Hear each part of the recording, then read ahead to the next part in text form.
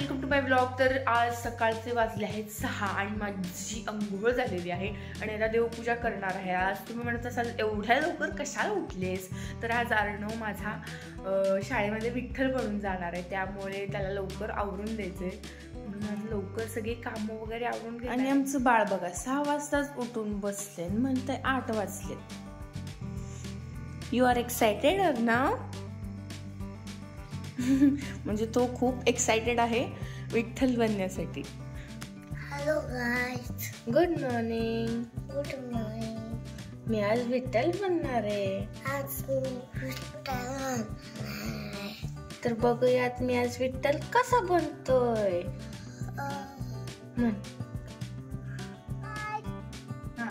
Hello guys, hello guys, hello guys, hello guys.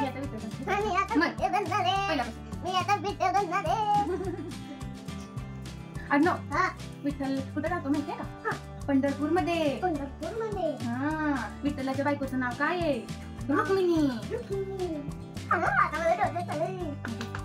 जरा शांत उभा राहा बाळा। हा ठीक आहे मम्मी। तुला शांत उभारलं तर मी तुला शांत उभा। मम्मी या अर्णवची धोती धोती घाल, माझ्यात पाय घालो, पाय घालू। अर्णवनं आतून गोव्याचा बनेल घातलाय आणि त्याच्या आतमध्ये छोटीशी चिरी घातली। अर्णव, आपण काय ब्लॉगिंग करायला लागलो? कसं व्हायचं? कसं व्हायचं? पिलो ताजे पाव, ताजे पाव। ते रस्त्यावर येणाऱ्या माणसाचं शिकलाय का?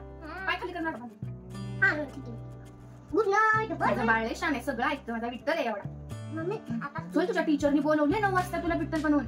तुझा एक पांढरा शर्ट घेते हा बाळा। मम्मी बनवते पण माझी शाळा बनवली। कशाला बंद होते? इथं आल्याशिवाय होती का पण? काय आमच्या अर्णवचा वरचा जब्बा छान आहे ना? तिकडे आपल्या ब्लॉग मध्ये बघायचं। मम्मी आता मला त्रासच नाही। विठ्ठल विठ्ठल विठ्ठल विठ्ठल, आता मी विठ्ठल झालोय। आता मला आता हार घालायचा। नीट उभा राहा, नीट बांधू दे, पीठ बांधू दे। मम्मी नाही घालायचं, घालायचं। हे आता हे हातात घालायचं, हे हातात घालायचं। इथं बघ, कुठं घेतलं अक्का? मम्मी अगं फुकट नाही फुकट। कसला फुकट? फुकट आहे ना, तुला त्यांनी फुकडे बांधले। नाही कसं नाही हातात आहे जे बाप्पाचं घालायचं तसं। जे बाप्पाचा? माझं बाळ जे बाप्पा दिसणार आता। पण आता मी जे बाप्पा आता कसं हातात घालायचं? मम्मी पण आधी करते करायला लागले की बाळा रे। अगं उशीर होतोय नाही होत। इथं सरळ हात, सरळ हात। काय राहत काय दिलं करताय?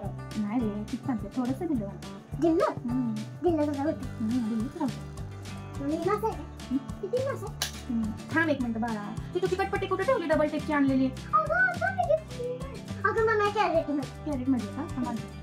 कॅरेट मधून आणते। बोल, फ्रेंड्सला बोल, काय काय घातलंय सांग। फ्रेंड्स मम्मी हे माळा घातलाय, शिकिंची माळा घातलाय, मी नाही घातलाय, मी नाही शिकत, मी रेडी झालोय, मी देवाचं घातलंय, इकडे पण देवाचं घातलंय।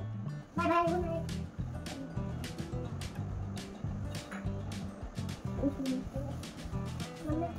टोपी घातल्या का तू? पण घातलंय। थांब घालायला तू एक मिनिट, तू बस, तू बघायचं।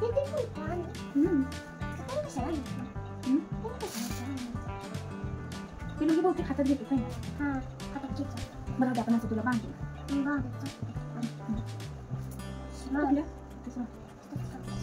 आता मी भेटतो। हे आता काय कंबरपट्टा? कंबरपट्टा बघ, असं तिकडं बघ, पुढं बघ, पुढं मागून बांधते। रक्षाबंधन मम्मी आता पडली तिची जानू दिदी मला रक्षाबंधनला राखी बांधली। माझ्या बाळाला ग ती बुमडी वाडी वाली जानू त्यानं मासं चावलंच घेऊन आला। काय बोलतो बघता मम्मी जान पावत होती का त्याच्याहून ती विडी कसोडी वाली डुबली। आता काय घालणार आहे? कानातले कानातले। पिलू, तुला माहितीये का विठ्ठलाच्या कानात मासं का बरं असतात? अगं कानात मासा असतात ना, त्याच्यावरून कानात घालायचं असतं. का बरं कानात मासे असते? सांगा बरं कमेंट मध्ये आम्हाला. कमेंट मध्ये सांगा. मम्मी असं सुंदर आहे ना. सुंदर आहे ना, माझं बाळ सुंदर. तुम्ही कोण हात लावते माझ्या या ड्रेसला? मी आहे की तुझ्या सोबत. मी येऊ का स्कूलला? मम्मी कोण अशी माझी कपडे घालते करते? कोण माहिती? जुळून टाकतात त्याच्यावर मी भिजतच. मासं घातलं कसं लावायचं रे? जाऊ दे उद्या घालू. चला उद्या घाल. उद्याच घालू. उद्या घाल मासा तिकडे घाल. मासा कोणता जातो पाण्यात डुबतो मग त्याच्यामध्ये ते कधी खाल्लं असतं. काय बोलतो? बोलतात का? असं पेंडीचा गुटखा बघा. मग सगळे सर घालून येतात.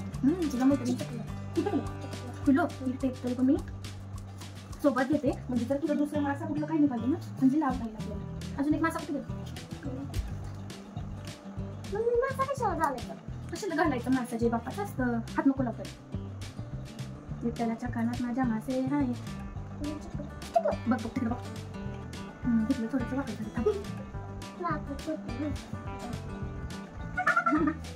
तिथं बघा. बघा मी विठ्ठल जागो रेडी. चंद्रभागी थांबिलो पावडर आणते.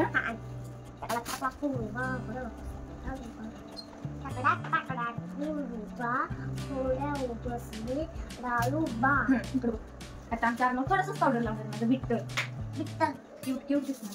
पिला तुला थोडंसं ना चिक्स वरती ना आपण हायलायटर लावून चमकायला. पुढे बघ वर बघ. सुंदर दिसतं माझं बाळ. विठ्ठल पांडुरंग का? विठ्ठल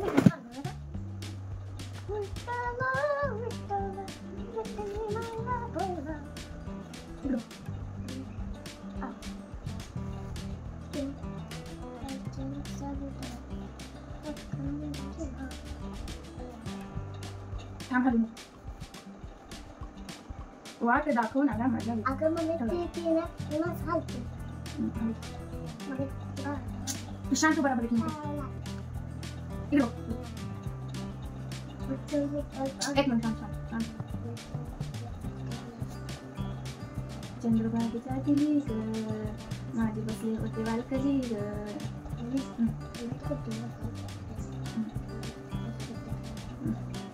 म्हणजे पिल्लू तर फक्त बोल नाही.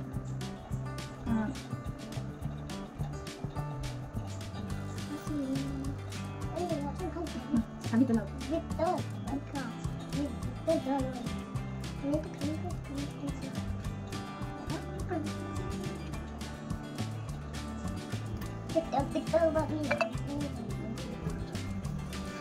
आता बघ आमच्या अर्णवला आम्ही चंदनाचा टिक्का लावलाय. बघ इकडे पिलो कसं झालं. सरळ करू मासं जे बापाचं असतं.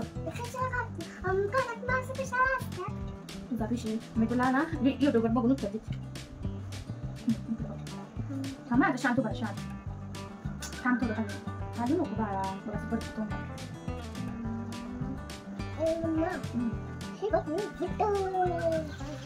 अर्णव इकडे बघ. नाही आम्ही इथंच तुझ्या सोबत वारीला येणार. तिकडे नको बघू.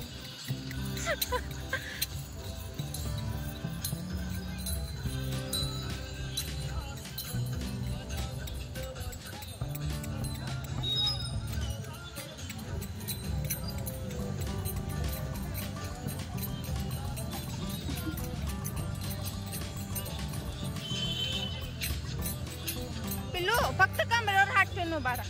उठा उठा उठ उठ. डान्स डान्स नको करू.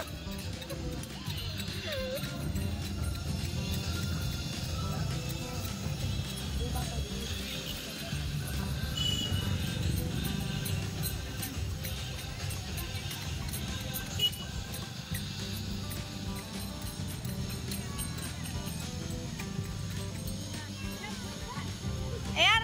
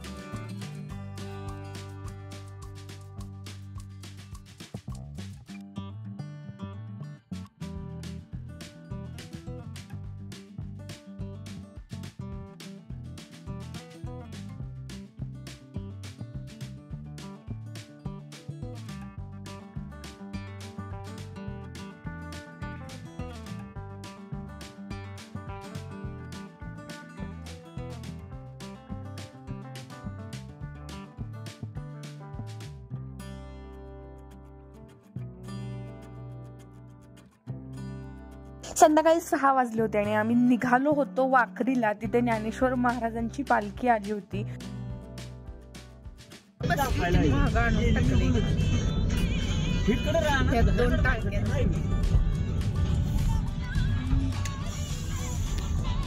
जाताना आम्ही खर्डीत थांबलो. खर्डीत सद्गुरू श्री सीताराम महाराज यांचं दर्शन घेतलं आणि त्यानंतर पुढे निघालो. आणि पुढे गेल्यानंतर खूप पायी दिंड्या किंवा गाड्या भरपूर साऱ्या होत्या आणि सगळीकडे नुसतं विठुरायाचा गजर चालू होता. वातावरण अगदी भक्तिमय झालं. तर तुम्हाला माहिती आहे का पालखी कधीपासून सुरू झाली? तर मी सांगते. इसवी सन 1685 मध्ये संत तुकारामांचे धाकटे पुत्र नारायण बाबा यांनी पालखीची ओळख करून दिली, कारण त्यांना वारी परंपरेत बदल घडवायचा होता. त्यांनी तुकारामांच्या चांदीच्या पादुक्या ठेवल्या आणि दिंडीसह आळंदीला गेले आणि त्याच पालखीत संत ज्ञानेश्वरांच्या पादुका ठेवल्या. पालखी सोहळा म्हणजे नक्की काय? पालखी ही 1000 वर्ष पूर्ण जुनी परंपरा आहे, ज्याचे पालन करणारे वारकरी लोक वारी नावाच्या प्रथेचे पालन करतात. दिंड्यांमध्ये एकत्र येऊन गाणे, नृत्य आणि ज्ञानबा तुकाराम जयघोष करतात. लोक हा उत्सव साजरा करतात. वारी म्हणजे महाराष्ट्राचा एक मोठा सणच जणू. हा सण फक्त हरिनामाचा गजर आणि फक्त भक्ती. तर फायनली आम्ही वाखरीमध्ये पोचलो होतो आणि वाट काढत आम्ही ज्ञानेश्वर माऊलींच्या पालखीजवळ गेलो. पण जात असताना मी आणि सार्थक दोघे हरवलो होतो आणि घरचे एकीकडे आणि आम्ही दोघे एकीकडे झालो होतो. आम्ही पालखीसह तसेच ढकलत डायरेक्ट आम्ही जिथे ज्ञानेश्वर महाराजांची पालखी ठेवली तिथेच पोहोचलो आणि तिथे लगे आमचं दर्शन झालं. आम्ही एक 15 ते 20 मिनिटं तिथे थांबलो होतो. आरती चालू होती, म्हणजे भाग्यच जणू की आम्हाला जवळून आरती बघता आली. पण आम्हाला घरचे शोधत होते आणि घरचे भेटल्यानंतर आम्हाला खूप ओरडले, आम्हाला खूप शिव्या पडल्या. आणि त्यानंतर मग माऊलींचं दर्शन वगैरे घेतलं आणि घरी निघालो.